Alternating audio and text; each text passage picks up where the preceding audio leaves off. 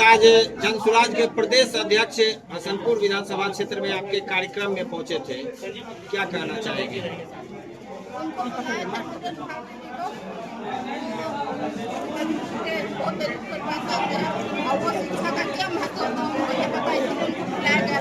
ताकि जो हमारे जनता है उनको पता चले कि शिक्षा जो हमारे प्रशांत किशोर शिक्षा और रोजगार का बात करते हैं तो उसमें कितना दम है।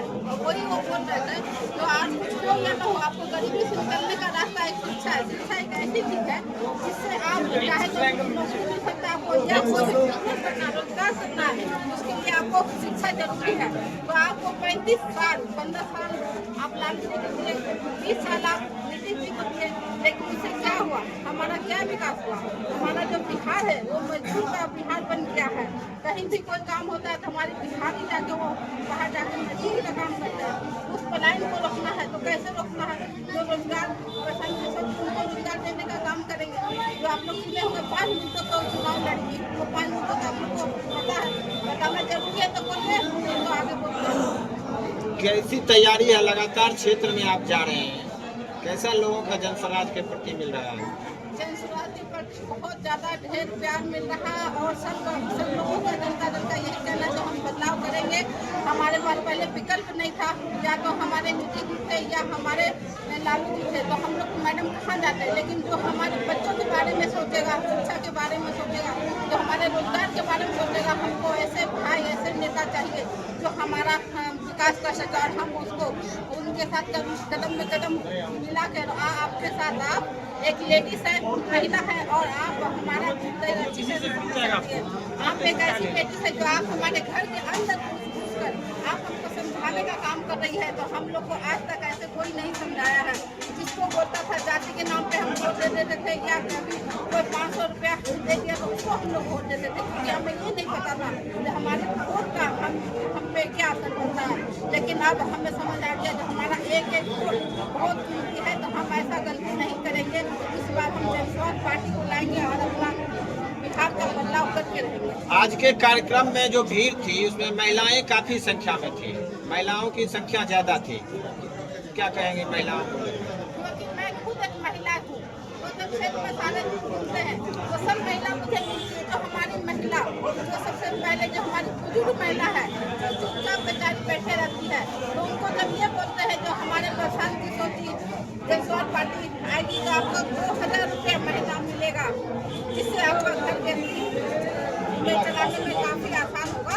तो उन महिला के मुँह पे इतनी अच्छी खुशी की लहर आ जाती है, मानो जैसे 2000 रुपये उनके हाथ में अभी आ गया है।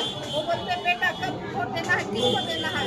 तो मैं उनको बोलती हूँ जब प्रस्ताव छाप में वोट देना है, इस बार तो हमें 2000 मिले, बोले बिल्कुल मिलेगा। एक बार जनसुराज पार्टी को लाइए, आपको 2000 रुपये मिलेगा। जो हमारे महिला है जो घर में रहती है, हाउस वाइफ जिसको हम लोग बोलते हैं, उनको जब रोजगार देने का बात होती है, जो आपको 1 लाख रुपया पहले दिया जाएगा, उससे आप छोटा मोटा दुकान कर सकते हैं या तो गाय भी खरीदेंगे सेंटर में दूध देंगे। जो 1 साल में 4000 रुपया ही ब्याज होता है, तो 4000 रुपया सोचिए 0% ब्याज के हिसाब से ही पैसा मिलेगा, तो वो भी खुश हो जाती है। चलो कोई तो हमारे बारे में सोचा, महिला के बारे में, तो हमें रोजगार मिलेगा, ताकि हम छोटा छोटा काम के लिए एक रुपये की मोहताज नहीं होगी मैडम। तो हम जनसुराज पार्टी को भी करेंगे महिला ज़्यादा से ज़्यादा यहाँ। बिहार विधानसभा चुनाव नजदीक आ रही है, जैसे ही उस तरह से भदैया मेढक की तरह बहुत सारे उम्मीदवार अपने आप को आपके पार्टी जनसुराज से भी कुछ दिन पहले देखने को मिल रहा है कि अपने आप को भावी प्रत्याशी बता के क्षेत्र भ्रमण कर रही है। इस पे क्या कहिएगा? देखिए चुनाव आ रहा तो सब चाहता है जो भाई चलो हम लड़े, लेकिन भाई चुनाव का माहौल है तो वो तो बाहर आएंगे ही। हमें मिल जाए वोट, हमें वोट मिल जाए, हमें वोट मिल जाए, लेकिन हमें वोट उसको करना है जो हमारा विकास करे। तो ये हमारे जो मतदाता है उनको सोचना है जो हमारा बिहार का विकास कौन करेगा, हसनपुर विधानसभा का विकास कौन करेगा, उससे उनको वोट देना चाहिए।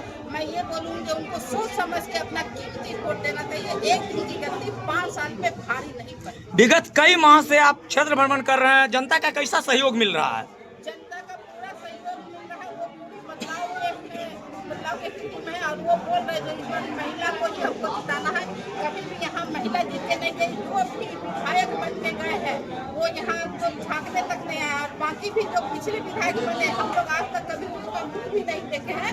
जो हमारा विधायक कैसा, पहली बार ऐसे विधायक है जो अब 1 साल से लगातार हमारे क्षेत्र में आ रही है और एक गांव में 3 बार 4 बार आप आ रही हो, तो हम आपको ही वोट देंगे, क्योंकि अभी तक हमारे दरवाजे पे कोई नहीं पहुंचा है। जो बार बार आ रही है हमारे पास और हमारे समस्या को सुनने का काम कर रहे हैं, जो आपने कोई नहीं कह रहा, जहाँ तक होता है समस्या हल भी करते हैं। जैसे कहीं आग लग गया, कुछ हो गया, जहाँ कोई नेता नहीं पूछता है, कोई भी सरकारी कर्मचारी नहीं पूछता, वहाँ मैं पहुँचने का प्रयास करती हूँ और उनको जो होता है अपने स्तर से उनको देने का प्रयास करती हूँ ताकि उनको राहत हो। विगत कई माह से आपके द्वारा विभिन्न पंचायतों का दौरा किया गया, मूल रूप से क्या क्या समस्याएं देखने को मिली है जिसको आप अगर विधानसभा चुनाव जीतते हैं तो उसको समाधान करने का प्रयास कीजिएगा? सबसे बड़ा समस्या यहाँ शिक्षा का है। जो अगर शिक्षा नहीं है, इसी कारण हमारे जो यहाँ संसद विधानसभा में जो मजदूर बन रहे, क्यों बन रहे, क्योंकि उनको इनका शिक्षा नहीं है। अगर उनके पास शिक्षा होता तो उनको ये पता, उनको छोटा छोटा रोजगार भी वो कर सकते थे या छोटा मोटा नौकरी भी मिलता, और उनको उनका हक के लिए भी पता नहीं। इसलिए भ्रष्टाचार यहाँ बहुत है, क्योंकि उनको पता ही नहीं है जो हमें किसे, मतलब भ्रष्टाचार में हमारा राइट क्या है, किससे हमें कैसे बात करना है, हम यहाँ बिना पैसा का काम करवा सकते हैं। अगर उनके पास शिक्षा होता तो आज ये हाल नहीं होता। आज आप छोटा सा काम करवाने के लिए ब्लॉक जाएंगे, बोलिए मेरा पहचान पत्र में दिक्कत है या आधार कार्ड में दिक्कत है, तुरंत बोलते हैं 500 रुपये दीजिए तब आपका काम होगा। तो हमारा इंदिरा आवास में जो पैसा सरकारी पैसा दिया जाता है उसमें कोई 50,000 देता है, कोई 20,000 देता है, क्यों लेता है? क्योंकि हमारे यहाँ शिक्षा का अभाव है, उनको पता ही नहीं है। तो ये पैसा लेने का किसी को राइट नहीं, जो सरकार हमें देती है हमारे पैसा होता है। तो यहाँ शिक्षा का सबसे ज़्यादा जरूरी है और यहाँ डिग्री कॉलेज होना चाहिए, हर ब्लॉक में एक डिग्री कॉलेज होना चाहिए। और मैं तो बोलूँगी खास करके एक लड़कियों की डिग्री कॉलेज होना चाहिए, जो हमारी बेटियाँ हैं जो पढ़ नहीं पा रही है और इतना पीछे रह रही है। अगर हमारी बेटियाँ पढ़ी लिखी होगी तो हमारे आगे का पीढ़ी अच्छा होगा, क्योंकि हमारी बेटी हमारे घर से दूसरे घर हो जाती है तो उनको वो देखती है। इसलिए हमें बेटियों पर ध्यान देना चाहिए। हमारे नीति जो बोलते बेटी पढ़ाओ और बेटी बढ़ाओ, लेकिन उसके बेटी के लिए क्या सोचे, क्या किए?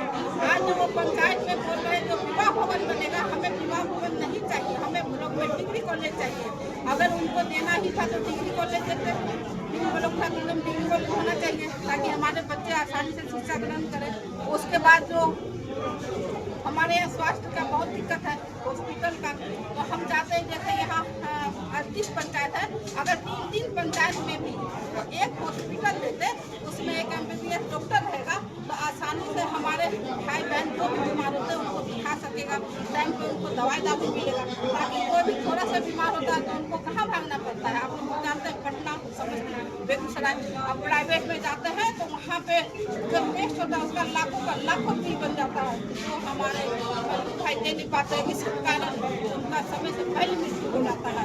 तो नीतीश जी जब सरकार में उनका 5 साल से अभी भी सरकार में है, जब वो आए तब ये सब व्यवस्था क्यों नहीं की? जब अब उनकी सरकार गिरने लग गई है तब हवाई वाली बात कर रहे हैं। तो हम पंचायत में विवाह भवन देंगे, जिस समूह में उनको 2 लाख रुपया दिया जाएगा काम करने के लिए, लेकिन वो बोलते क्या, लेकिन क्यों नहीं जगह थे? मैं उनसे ये सवाल और अपना गलत फहमी निकालिए। और जो हमारे भाइयों को इतना आप परेशान किए हैं, उनका वोट ले लिए हैं, उनको सही समय पे कुछ भी नहीं मिलता है, चाहे वो आपको पढ़ाई का काम हो जाए या उनका रोजगार का काम हो जाए। रोजगार पे ही बात करती हूँ, जो हमारे यहाँ संसद विधानसभा में एक चीनी मिल है, अगर चाहते हो तो 10 चीनी मिल कर देते। अगर हमारे यहाँ रोजगार रहता तो हमारे भाई और हमारे बेटे जो कम उम्र में ही बाहर कमाने को जाते हैं वो यही काम मिलता उनको, तो इतना पलायन रुक जाता, लेकिन इस पर कोई बात नहीं होता। एक अंतिम सवाल, हसनपुर विधानसभा के मतदाताओं से क्या अपील करना चाहेंगे आगामी विधानसभा चुनाव को लेकर?